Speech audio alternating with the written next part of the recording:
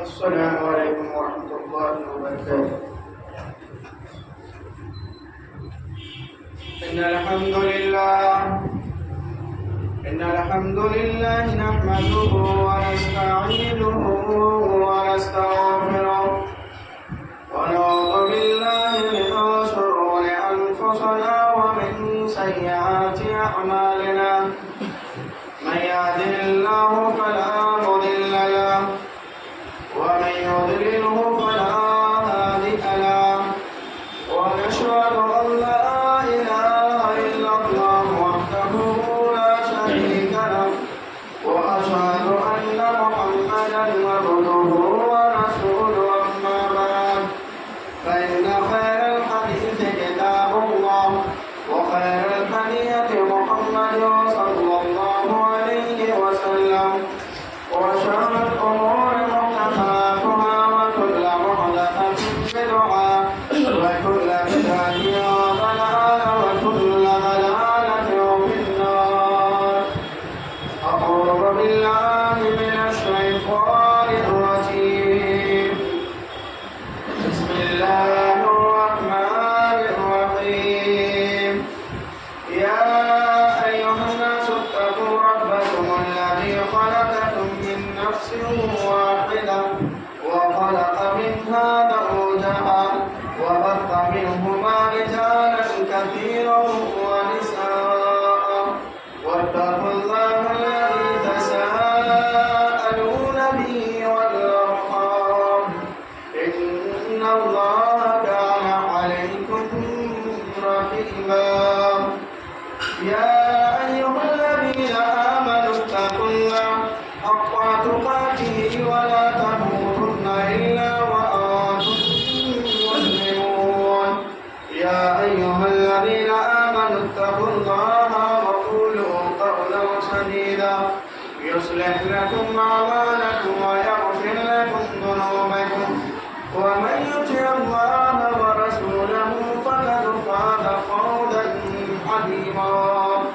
وقال الله تعالى في موضع آخر: سبحان الذي أسرى بعبده ليلا من المسجد الحرام إلى المسجد الأقصى الذي باركنا حوله لنريه من آياتنا إنه هو السميع البصير. حاضرین جمعہ، میرے عزیز ساتھیوں اور بزرگوں، قوم ملت کے نوجوانوں و دیگر سامعین اکرام، آج الحمدللہ جمعہ کا دن ہے اور جمعہ کے دن کے تعلق سے اللہ کے نبی جناب محمد رسول اللہ صلی اللہ علیہ وسلم نے فرمایا کہ ہم کو اس جمعہ کے دن کا اہتمام کرنا چاہیے. اور کیوں کرنا چاہیے؟ کیونکہ اللہ کے نبی جناب محمد رسول اللہ صلی اللہ علیہ وسلم نے اہتمام کیا ہے اور بتلایا بھی ہے کہ اگر مومن بندہ اور مسلمان، مومن میں اور مسلمان میں بھی فرق ہے. اس کی تفصیل بعد میں انشاءاللہ بتاؤں گا، لیکن ہمیں ہونا یہ چاہیے کہ جمعہ کا دن کا اہتمام کرتے ہوئے اذان سے قبل مسجد میں داخل ہو اور اللہ کے نبی جناب محمد رسول اللہ صلی اللہ علیہ وسلم سے جو ثابت شدہ اعمال ہیں ان اعمالوں کو خاص کر جمعے کے دن کے ان کو اپنی زندگی میں نافذ کرنے کی کوشش کرنا چاہیے. اور وہ اعمال ہر جمعے میں بتلائے جاتے ہیں کہ ہمیں سورہ کہف کی تلاوت کرنا چاہیے، درود و شریف کا نذرانہ کرنا چاہیے، فرد کرنا چاہیے. اور اللہ کے نبی جناب محمد رسول اللہ صلی اللہ علیہ وسلم نے فرمایا ہمیں غسل کرنا ایک مسجد کے اندر آنا چاہیے. یہ سنت ہے کیونکہ اللہ کے نبی جناب محمد رسول اللہ صلی اللہ علیہ وسلم غسل کر کے آتے. پاک تو سارے لوگ ہوتے ہیں الا ماشاء اللہ، لیکن جمعہ کے دن کو خاص کر آپ غسل کر کے جو بندہ آئے گا اور مسواک کرے گا، خوشبو لگائے گا، یہ اللہ کے نبی جناب محمد رسول اللہ صلی اللہ علیہ وسلم سے ثابت شدہ ہے اور اس کے لیے خوشخبری بھی سنائی ہے کہ اللہ رب العالمین گناہوں کو معاف کر دیتا ہے، صغیرہ گناہوں کو. ایک جمعہ سے لے کر دوسرے جمعہ کے بہرکیف تمام تعریف تو صلی اللہ علیہ شریف کے لیے ہے جو ہمارا مربی پالنہار ہے، چپے چپے کا مالک و مختار مشکل کشا ہے، جس کے ہاتھ میں پوری کائنات کا نظام ہے۔ وہ جس طریقے سے چاہتا ہے اس نظام کو چلاتا ہے، جس طریقے سے چاہتا ہے انسان کو پربھو میں امیر اور غریب کا سرٹیفکیٹ دے دیتا ہے، اور جسے چاہتا ہے اسے بیمار کر دیتا ہے، جسے چاہتا ہے لاچار مجبور بنا دیتا ہے، اور جسے چاہتا ہے صحت یافتہ میں تبدیل کر دیتا ہے، جسے چاہتا ہے عروج پر پہنچا دیتا ہے، اور جسے چاہتا ہے عروج سے زوال پہ پہنچا دیتا ہے۔ یہ طاقت اور قوت اگر کسی کے پاس ہے تو اللہ سبحانہ و تعالیٰ کے پاس ہے۔ وَلِلَّهِ الْحَمْدُ حَمْدًا كَثِيرًا۔ بعد لاکھوں کروڑ درود و سلام کا نذرانہ پیش ہو تمام انبیاء اکرام پر، خصوص آخری پیغمبر تاجدار مدینہ محمد مصطفیٰ صلی اللہ علیہ وسلم پر، کہ جس نے ہم تک اس دین اسلام کو پہنچایا، اور اس دین اسلام کو پہنچانے میں بہت ساری مشکلات کا سامنا کیا، بہت ساری پریشانیوں کا سامنا کیا، بہت ساری مسائل کو برداشت کیا، پھر جا کر اس دین اسلام کو الحمدللہ پہنچا دیا، اور اسی دین کو فالو کرتے ہوئے اللہ رب العالمین کی بارگاہ میں آ کر ہم اللہ رب العالمین کی عبادت کرتے ہیں۔ یہ ہمارے لیے باعث فخر کی بات ہے کہ اللہ رب العالمین نے ہمیں مذہب اسلام سے مستفیض کیا، اور یہ ہمارے لیے فخر کی بات ہے کہ اللہ رب العالمین نے ہمیں ایک مسلمان گھرانے میں پیدا کیا، اور اس سے بھی بڑی فخر کی بات یہ ہے کہ ہمیں اہل توحید بنایا، کیونکہ مسلمان ہونا ایک الگ چیز ہے اور توحید والا ہونا ایک الگ چیز ہے۔ انسان اگر مسلمان ہے لیکن اس کے اندر توحید پرست نہیں ہے وہ، تو یہ سمجھ لیجئے اس کو قیامت کے دن اللہ رب العالمین کے یہاں بھی پچھتاوا ہوگا۔ لہذا آج کی خطبہ جمعہ میں نے جو گفتگو کرنی ہے وہ اسرائے معراج کے تعلق سے ہے، اور جو اللہ کے نبی جناب محمد رسول اللہ صلی اللہ علیہ وسلم کے معجزات میں سے ایک معجزہ ہے۔ اس کو دو حصے میں بانٹا، ایک اسرا اور دوسرا معراج۔ اسرا جو ہے پہلی جو چیز ہے، اسرا کہتے ہیں اس کو ہے مسجد حرام سے لے کر مسجد اقصی کا جو سفر طے کرایا اللہ کے نبی جناب محمد رسول اللہ صلی اللہ علیہ وسلم کو، اس کو اسرا کہتے ہیں۔ اور معراج مسجد اقصی سے لے کر آسمانی دنیا کا سفر کرایا، اس کو معراج کہا جاتا ہے۔ اس لیے اللہ رب العالمین نے اپنے قرآن میں فرمایا سبحان الذی اسری بعبدہ لیلا من المسجد الحرام الی المسجد الاقصی الذی بارکنا حولہ۔ اللہ رب العالمین اپنے اس قرآن مجید کے اندر ارشاد فرماتا ہے پاک ہے وہ ذات جس نے اللہ کے نبی جناب محمد رسول اللہ صلی اللہ علیہ وسلم کو اللہ رب العالمین نے مسجد حرام سے لے کر مسجد اقصی کا سفر کرایا رات کے کچھ حصے میں، تاکہ وہ اپنی نشانیوں کو دکھلا سکے۔ نشانیوں کو اللہ رب العالمین نے دکھلایا، اور اللہ رب العالمین کی ذات وہ ذات ہے جو سننے والی اور دیکھنے والی ہے۔ اللہ نے اس قرآن میں سبحان الذی اسری بعبدہ لیلا من المسجد الحرام، اس میں سبحان کا ذکر کیا، پاک ہے وہ ذات، اور ایک دوسری جگہ جو ذکر کیا عبد کا لفظ استعمال کیا، بعبدہ یعنی اپنے بندے کو مسجد حرام سے لے کر مسجد اقصی کا سفر کرایا رات کے کچھ حصے میں، جو کہ مسجد حرام سے مسجد اقصی کا جو سفر ہے 40 راتوں کے مسلسل سفر کرنے کے بعد آدمی وہاں پہنچتا ہے۔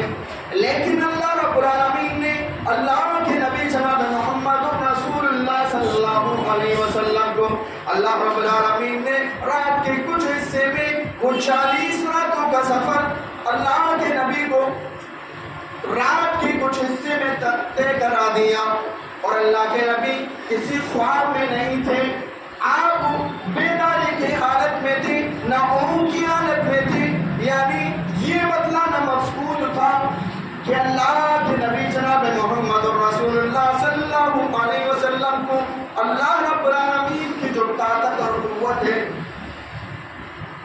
تو ایسی طاقت اور قوت ہے کہ 40 راتوں کی جو سفر اللہ کے نبی کو کیا کیا، رات کے کچھ حصے میں وہ کرا دیا. اور یہاں جو ذکر ہے اس آیت کے اندر مسجد اقصیٰ کا، سبحان الذی اسری بعبدہ لیلا من المسجد الحرام الی المسجد الاقصیٰ، وہی مسجد اقصیٰ جو آج یہودیوں کے قبضے میں، اور یہی جو مسجد اقصیٰ ہے یہ قبلہ اول کہا جاتا ہے. ہمارا قبلہ اول پہلے یہ تھا مسجد اقصیٰ، اس کی طرف ہو کر سارے کے سارے لوگ نماز پڑھتے تھے. تقریباً 16 اور 17 ماہ مدینے تک مسجد اقصیٰ کا رخ کر کے سفر کیا. اس کا تعلق ہم سے بہت گہرائی کا ہے. ایسا نہیں ہے لوگ یہ کہیں کہ آپ کا مسجد اقصیٰ سے کیا تعلق ہے، وہاں سے ہمارا تعلق تو اسلام سے ہی ہے، اور اسلام کا ایک جز ہے قبلہ اول جس کو مسجد اقصیٰ کہا جاتا ہے، جو یہودوں کے قبضے میں ہے. اصل میں یہودیوں کے قبضے میں کیسے ہے اور مسلمانوں سے یہودوں کی کیا جھنجھٹ ہے، جھگڑا کیسے ہوا؟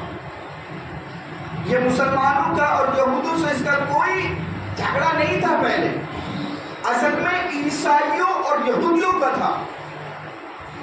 حضرت عیسیٰ علیہ السلام کو مورخین نے کیا، اور قرآن میں بھی سورہ آل عمران میں آپ پڑھیں گے، اس میں ذکر دیا ہے کہ عیسیٰ علیہ السلام کو ان یہودیوں نے ان کے اکارڈنگ، عیسائیوں کے اکارڈنگ وہ کہتے ہیں کہ ان یہودیوں نے کیا کیا، ہمارے عیسیٰ کو، جیسے اس میں کچھ دوسرا نام لیتے ہیں، لیکن عیسیٰ علیہ السلام کو یہ کہتے ہیں یہ لوگ یہودیوں نے قتل کیا.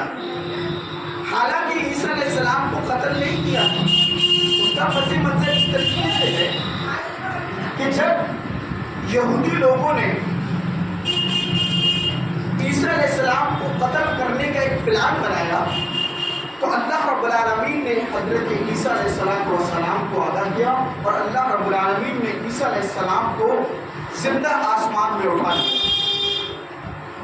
لیکن ہوا یہ کہ عیسیٰ علیہ السلام کے ہوئے ایک شکل کے آدمی کو اللہ رب العالمین نے وہاں پہ بنا دیا، اور وہ شخص عیسیٰ علیہ السلام کے پاس گیا. ان کا پلان تو یہ تھا قتل کریں گے، لیکن انہی میں سے ایک شخص کیا ہوا، سب سے پہلے جب وہاں گیا تو اللہ رب العالمین نے عیسیٰ علیہ السلام کو تو اٹھا لیا، لیکن اسی شخص کو عیسیٰ کی شکل میں پیش کر دیا. لوگوں نے سمجھا یہ عیسیٰ، لوگ پیچھے تھے وہ آگے تھا.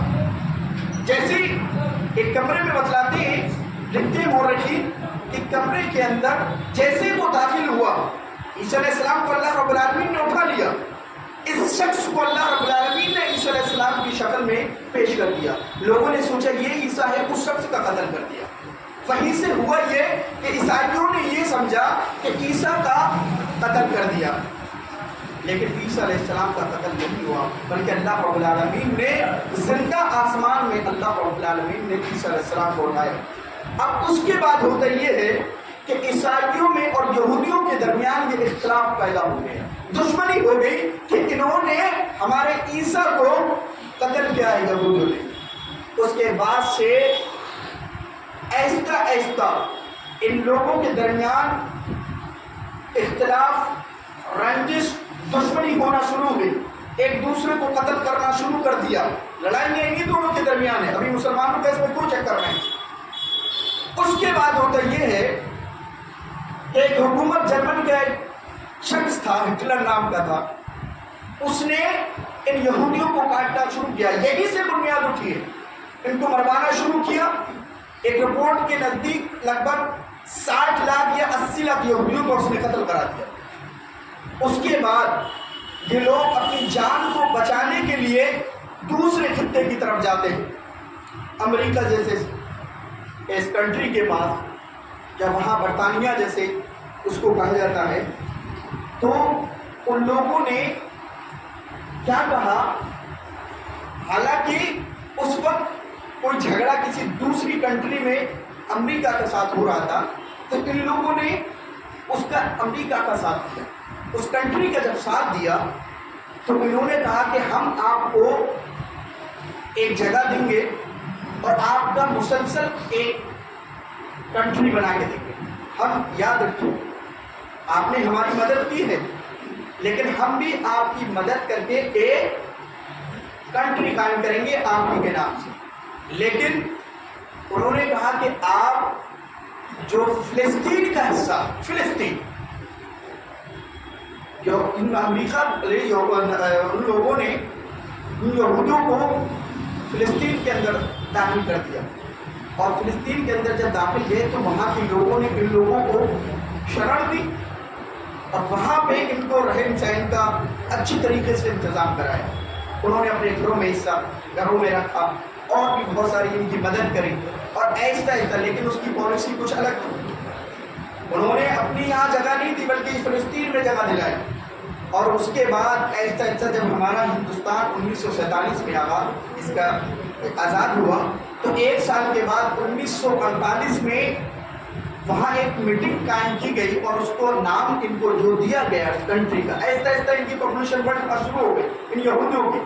پہلے 1.5 تھی, اس کے بعد ایسا ہوتے ہوتے 53%, جہاں 98% فلسطین مسلمان تھے اس فلسطین کے اندر اور 1% کے سم تھنگ یہ لوگ تھے.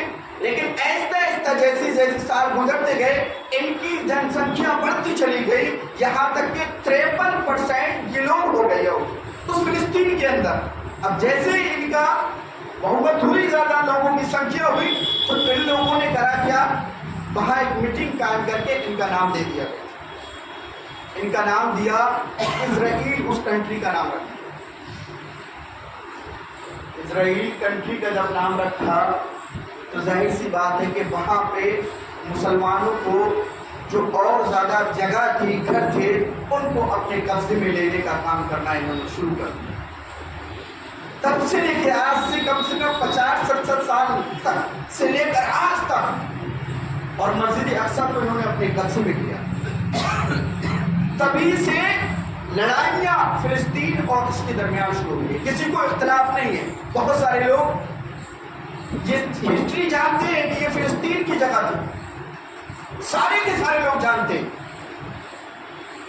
انہوں نے اپنی یہاں ان کو جگہ دی اور پھر انہوں نے ان کے خلاف آواز اٹھانا شروع کری اور خود کی زمینوں کو قبضہ کرنا شروع کر دیا. تو گویا کہ یہ زمین تو پہلے سے فلسطینیوں کی ہی تھی اور مسجد اقصی ان لوگوں نے اپنے قبضے میں کر دیا. آج بھی جب آپ دیکھیں گے تو بہت کم لوگ رہیں گے, کم سے کم میرے خیال سے ہر سال کتنے لاکھ مسلمانوں کو قتل کیا جاتا ہے. تو یہ مسجد اقصی جو یہودیوں کے قبضے میں, یہ مسجد اقصی ہمارا قبلہ اول جو اللہ کے نبی جناب محمد رسول اللہ صلی اللہ علیہ وسلم کو مسجد حرام سے مسجد اقصی کا سفر کرائے تاکہ اللہ رب العالمین اور آسمانی دنیا کا سفر کرایا گیا اللہ کے نبی جناب محمد رسول اللہ صلی اللہ علیہ وسلم کو. اس کے بعد اللہ کے نبی جناب محمد رسول اللہ صلی اللہ علیہ وسلم کا سینے کو چاک کیا.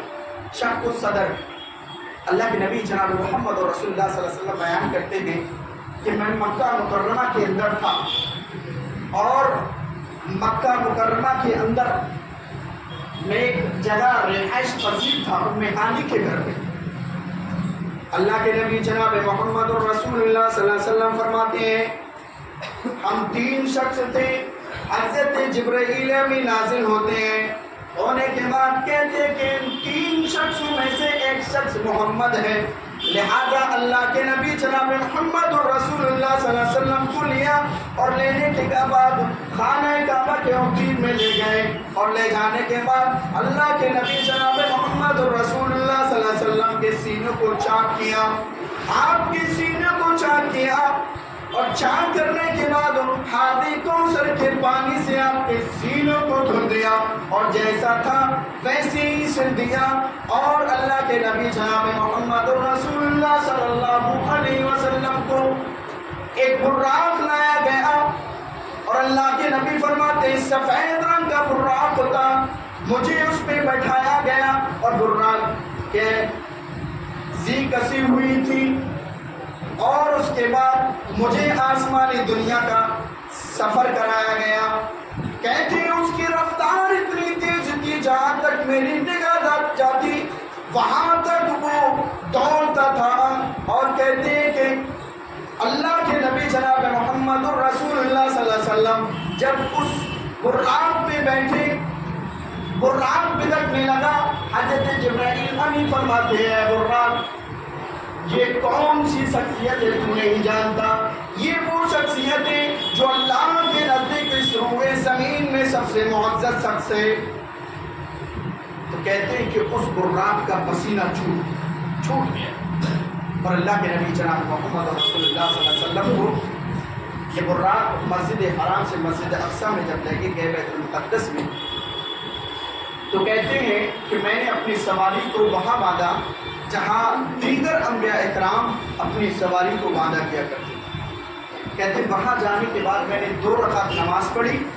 دوسری ایک روایت میں ہے کہ آپ نے وہاں پہ اور جو نبی تھے ان کی امامت کرائی، نماز پڑھائی۔ اس کے بعد اللہ کے نبی جناب محمد رسول اللہ صلی اللہ علیہ وسلم کی مہمان نوازی کرائی گئی۔ کہتے ہیں مہمان نوازی میری اس طریقے سے کرائی گئی، میرے سامنے تشت لائی گئی، اور اس میں ایک میں دودھ تھا اور دوسرے کٹورے میں شہد تھا۔ تو کہتے ہیں کہ اللہ کے نبی جناب محمد رسول اللہ صلی اللہ علیہ وسلم میں نے دودھ کو پکڑا، کیونکہ یہ فطرت انسانی ہے، انسان کی فطرت ہے کہ دودھ کو زیادہ اہمیت دیتا ہے۔ اس کے بعد کہتے ہیں ثم انطلقنا حتی آتینا الدنیا، یعنی پھر ہم چلے آسمانی دنیا کی طرف۔ مجھے آسمانی دنیا کی طرف جب لے کے گئے تو حضرت جبرائیل امین پہلے آسمان پہ جب پہنچتے آپ دستک دیتے ہیں، آواز آتی ہے کون ہے؟ کہا جبرائیل امین۔ فرماتے ہیں آپ کے ساتھ کون ہے؟ کہا محمد رسول صلی اللہ علیہ وسلم۔ کہا آپ کو بلایا گیا؟ کہا بلایا گیا ہے۔ دروازہ کھلتا ہے، کھلتے ہی ملاقات حضرت آدم علیہ السلام سے ہوتی ہے۔ حضرت جبرائیل امین کہتے ہیں اے محمد سلام کیجئے۔ اللہ کے نبی جناب محمد رسول اللہ صلی اللہ علیہ وسلم نے سلام کیا، سلام کا جواب آیا یا مرحبا، خوش آمدید ہو، آپ کا آنا مبارک ہو، نیک دعاؤں سے نوازا۔